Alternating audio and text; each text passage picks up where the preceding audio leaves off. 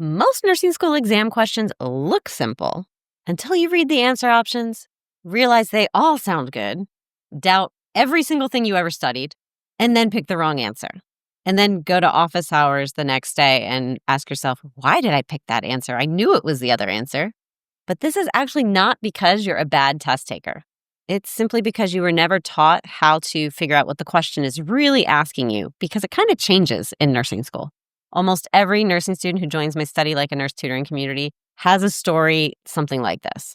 They say, Nurse Nicole, I always can narrow it down to 2 answer choices, but then I choose the wrong one.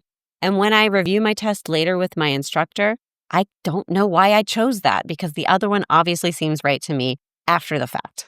This cycle really destroys your confidence because you walk into exams having studied hard and put in a lot of effort, and you feel prepared. But then every test question feels like a trick, and you waste time rereading, second-guessing, and switching your answers multiple times. And despite all that, you still don't end up with a score that reflects the amount of effort and hard work you put into studying. If you're lucky, you might get a barely passing score. But as I said, the real problem isn't you, it's what I'm about to teach you.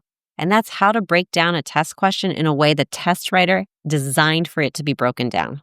And there's a shortcut to do it. All it takes is asking yourself one simple question. I call it the one question to rule them all. And that question is, what do I need to know in order to be able to answer this test question?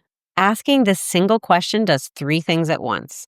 It helps you dump out your spaghetti brain, and I think you know what I mean by spaghetti brain, so that you can focus on the most important information that you really need to know to answer the question, instead of adding a lot of information that the question's not asking about.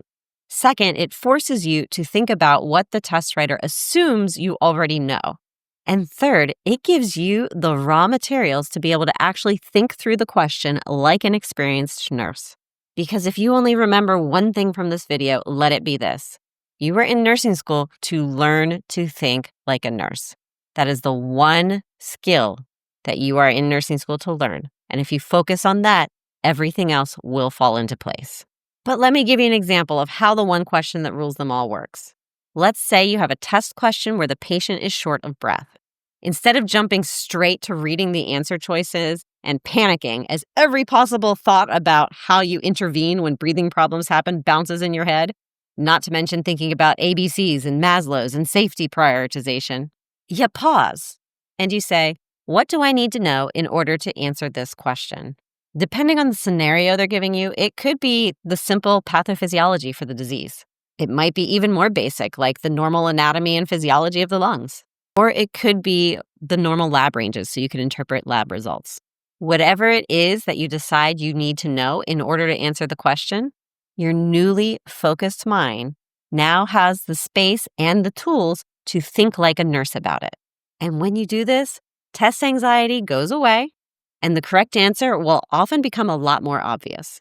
One of my favorite moments when working with my Study Like a Nurse tutoring members when I teach them this method is watching the weight literally slide from their shoulders when they realize exactly what this strategy does for them on exams.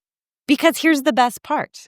You can get better exam grades with the one question to rule them all. You ask the question, determine what you need to know, then you decide, do I know it? If the answer is no, I do not know it, that's great. We can celebrate because you just saved yourself some time. You get to make a 1 in 4 guess, which has a 25% chance of getting it right, and move on to the next question without wasting time so that your precious test time can be used on a question that you're more likely to get right because you have the information to get it right.